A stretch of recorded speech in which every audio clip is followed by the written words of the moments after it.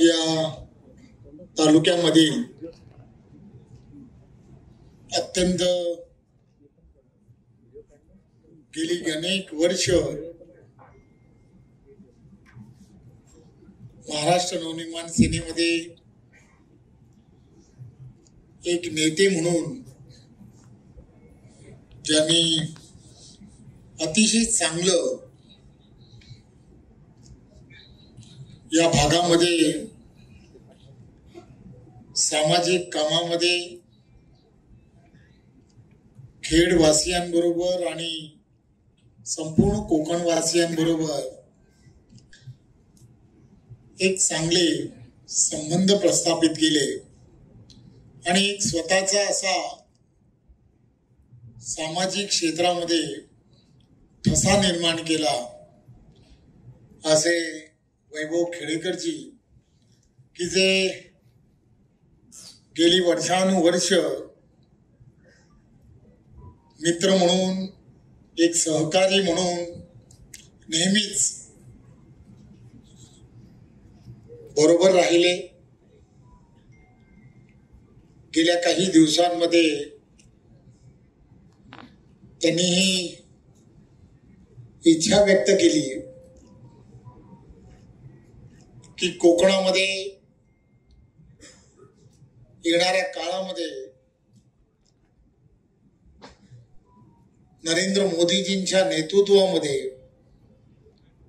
आणि आदरणीय देवेंद्रजी यांच्या नेतृत्वामध्ये एका राष्ट्रीय प्रवाह म्हणून आपल्या विचारधारेबरोबर मला काम करण्याची संधी मिळावी, एक सहकारी म्हणून आम्ही सर्व माझ्या बरोबर असणारे सर्व एक विचाराने आपल्या बरोबर काम करू इच्छितो. खर तर त्यांनी सांगितल्यानंतर नाही म्हणण्याचा प्रश्नच येत नव्हता. मित्र म्हणूनही आणि एक चांगला खंबीर नेता या भागामध्ये काम करणारा एक आपल्या बरोबर जोडला जातोय तर ते कोणालाही आवडेलच अशी परिस्थिती होती.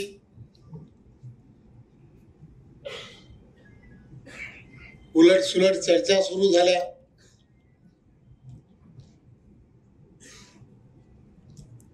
रस्सी खेचही सुरू झाली, इकडे का तिकडे. पण माझी त्यांची भेट झाली होती. मी त्यांना म्हटलं की तुम्ही खरंच भारतीय जनता पार्टी पक्षामध्ये काम करण्याची तुमची इच्छा असेल तर हा पक्ष ज्या विचारधारेबरोबर काम करतो, राष्ट्रीयत्वाची विचारधारा, या विचारधारेबरोबर तुम्ही काम करायला तयार आहात हे तुम्ही जेव्हा म्हणताय त्यावेळेला मी नक्कीच तुमच्याबद्दल, तुमच्या सहकाऱ्यांबद्दल 100% पॉझिटिव्हली विचार करतोय आणि करेन हे मी त्यांना सांगितलं. तर आमच्याकडे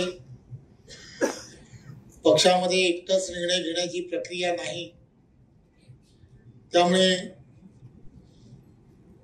सर्वांशी चर्चा केल्यानंतर 100पैकी 100 मार्क ज्याला म्हणतात तसे कोकणातून 100पैकी 100 मार्क सर्व पदाधिकाऱ्यांनी त्यांना दिले आणि त्यामुळे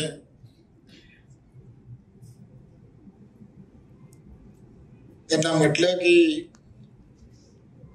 तुम्ही कधीतरी मुंबईला जेव्हा याल तेव्हा रोजच पक्षामध्ये प्रवेश असतात. त्यामुळे मी एक दिवस जेव्हा तुम्ही याल तुमच्या सवडीने या त्या दिवशी आम्ही तुमचा प्रवेश करू. आणि गेल्या काही दिवसांमध्ये ते जेव्हा मुंबईत आले त्यांच्याबरोबर काही त्यांचे सवंगडी होते, त्यांचा प्रवेश झाला. परंतु त्यांनी त्यावेळेला असं म्हटलं की माझ्याबरोबर अनेक जण हे पक्षाबरोबर जोडू इच्छितात. जर आपण खेडमध्ये आलात तर नक्कीच त्या ठिकाणी आपल्याला त्यांचा प्रवेश करता येईल. आणि म्हणून मी त्यांना तेव्हा म्हटलं की मी नक्की खेडमध्ये येईन. बरेच दिवस खेडमध्ये येण्याची संधी अनिकेतने दिली नव्हती. अनिकेत हल्ली थोडासा बिजी जास्त झाला वाटतं. त्यामुळे अनिकेतला विचारून त्याच्याशी चर्चा करून आम्ही सर्वजण आज इथे आलो. खरं तर आज ज्यांनी ज्यांनी प्रवेश केला त्या सर्वांचं मी मनपूर्वक भारतीय जनता पार्टीचा अध्यक्ष म्हणून आपल्या सर्वांचं मनपूर्वक स्वागत करतो. आणि ज्या विश्वासाने आपण सर्वजण भारतीय जनता पार्टी पक्षामध्ये प्रवेश केलाय, मी तुम्हाला आश्वासित करू इच्छितो की तुम्ही आम्ही सर्वजण एक परिवार म्हणून, एक कुटुंब म्हणून आपण सर्वजण एकत्रपणे या पक्षाला अधिक बळकट करण्यासाठी आपण सर्वजण काम करूया. पुन्हा एकदा आपल्याला सर्वांना माहीत आहे, स्थानिक स्वराज्य संस्थांच्या निवडणुका या संपूर्ण महाराष्ट्रामध्ये होऊ घातलेल्या आहेत. देशाचे पंतप्रधान आदरणीय नरेंद्र मोदीजींच्या नेतृत्वामध्ये आणि महाराष्ट्राचे लोकप्रिय असे मुख्यमंत्री आदरणीय देवेंद्रजींच्या नेतृत्वामध्ये या सर्व स्थानिक स्वराज्य संस्था या होणार आहेत. केंद्रामध्ये आदरणीय पंतप्रधान नरेंद्र मोदीजींच्या नेतृत्वातलं एनडीएचं सरकार आहे आणि राज्यामध्ये सुद्धा आदरणीय देवेंद्रजींच्या नेतृत्वातलं महायुतीचं सरकार आहे. त्यामुळे या दोन्ही ठिकाणी एकत्र विचाराचं असं सरकार आहे. त्यामुळे आपण सर्वजण जाणता की आपण या स्थानिक स्वराज्य संस्थांमध्ये एक विचाराचंच असणारे सरकार हे आणणं ह्या इथल्या असणाऱ्या प्रत्येक स्थानिक स्वराज्य संस्थांमध्ये अत्यंत महत्वाचं आहे. केंद्रामध्ये नरेंद्र मोदीजींचं सरकार, राज्यामध्ये महायुतीचं देवेंद्रजींचं सरकार. त्यामुळे प्रत्येक स्थानिक स्वराज्य संस्थांमध्ये मग तिथला असणारा महापौर असेल, तिथला असणारा नगराध्यक्ष असेल, तिथला असणारा जिल्हा परिषदेचा अध्यक्ष असेल किंवा तिथला असणारा पंचायत समितीचा असणारा त्या ठिकाणचा अध्यक्ष सभापती कोणी असेल, हे सर्वच्या सर्व कोणत्याही परिस्थितीमध्ये महायुतीचेच होणे हे अत्यंत गरजेचं आहे. आणि त्यामुळे त्या ठिकाणी होणाऱ्या निवडणुकांमध्ये तुम्हाला आम्हाला सर्वांना एक गोष्ट लक्षात घेतली पाहिजे की तिथल्या असणाऱ्या नागरिकांचा हित हे कशामध्ये आहे, तिथले असणारे प्रलंबित प्रश्न की जे मार्गस्थ करण्यासाठी आपलं योगदान काय आहे, आपण त्यामध्ये कसं योगदान देऊ शकतो, या सगळ्या गोष्टी. कारण केंद्रामधलं दूरदृष्टी असणारं नेतृत्व आणि महाराष्ट्रामधलं द्रष्टा नेतृत्व, ज्याला कळत आहे की महाराष्ट्राला कोणत्या दिशेला घेऊन जायचं आहे. महाराष्ट्राची असणारी इकॉनॉमी जी आहे ती ट्रिलियन इकॉनॉमी पर्यंत नेणं, त्याचबरोबर त्या प्रत्येक भागामध्ये असणारी प्रत्येक नागरी सुविधा असेल, या नागरी सुविधाला त्या ठिकाणी एक गतिमान पद्धतीने त्या सगळ्या विषयाला वेग देणं, तिथली असणारी पाण्याची समस्या असेल, तिथलं असणारं मलनिस्सारणाच्या संदर्भामध्ये असणाऱ्या प्रक्रिया केंद्रांच्या संदर्भात असणाऱ्या समस्या असतील, या सगळ्या गोष्टी जर तुम्हाला आम्हाला सर्वांना ज्या नागरिकांच्या हिताच्या आहेत, त्या तिकडच्या लोकांच्या हिताच्या आहेत, या जर पूर्णत्वाच्या दिशेने न्यायचं असेल तर आपल्याला एक विचाराचं असणारं नेतृत्व की ज्या नेतृत्वावरती नरेंद्र मोदींवरती आणि त्याचबरोबर देवेंद्रजींवरती विश्वास ठेवण्यासाठी एक विचाराचाच असणारा त्या ठिकाणचा प्रमुख पुढे आणणं हे अत्यंत गरजेचं आहे.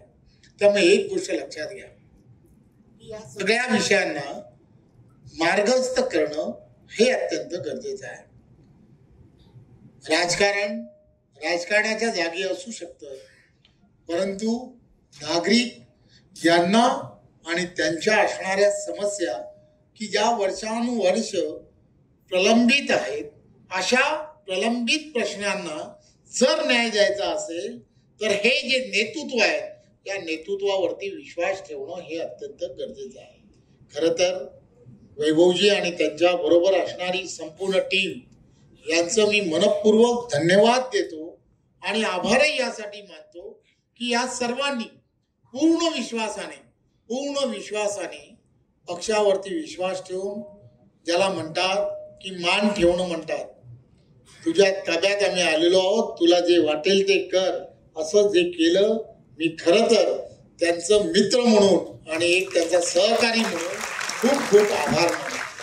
मी तुम्हाला खात्रीने सांगतो, जो विश्वास तुम्ही आमच्यावर ठेवलाय त्या विश्वासाला कुठेही तडा जाऊ दिली जाणार नाही, हेही मी तुम्हाला सांगतो. एक गोष्ट लक्षात घ्या की आम्हा सर्वांना संघर्षात राहण्याची वर्षानुवर्षाची सवय आहे. संघर्षमय जीवन ही आपली असणारी गेली वर्षानुवर्षाची असणारी कार्यपद्धती आहे. त्यामुळे एक गोष्ट लक्षात घ्या, संघर्ष आणि या सगळ्या गोष्टीतून बाहेर जाऊन आम्हाला एक चांगलं इथल्या असणाऱ्या नागरिकांना त्यांना आवश्यक असणारे विषय तुम्ही लोकांपर्यंत येणाऱ्या काळात निवडणुका आपण गेली 15-20 वर्षे या भागांमध्ये काम करतायत. नेहमीच समस्या या नवनवीन निर्माण होत असतात. या नवनवीन समस्या काय असू शकतात नागरिकांकडून जाणून घ्या. नागरिकांना नक्की काय हवं आहे आणि ते देण्यासाठी आम्ही सर्वजण कटिबद्ध आहोत हे लोकांना आवाहन करायला हवं आणि ते येणाऱ्या काळात करणं हे अत्यंत गरजेचं आहे. त्यामुळे मला खात्री आहे वैभवजी, आम्ही तुमच्यामध्ये कोकणामधील एक चांगलं युवा नेतृत्व म्हणून आम्ही तुमच्याकडे पाहतोय. त्यामुळे निश्चिंत राहा. तुम्ही आणि आम्ही सर्वजण या कोकणाला जे आवश्यक आहे, कोकण वासियांना जे आवश्यक आहे ते सरकार आणि सरकारकडून करून घेण्यासाठी जे प्रयत्न करायचे आहेत ते एकत्र मिळून आपण सर्वांनी मिळून करूया. पुन्हा एकदा आपल्या सर्वांचं भारतीय जनता पार्टी पक्षामध्ये खूप खूप स्वागत. धन्यवाद. जय हिंद. टाइम्स डिजिटलला लाईक करा, शेअर करा, सबस्क्राईब करा आणि बेल आयकॉन दाबायला विसरू नका. Times digital.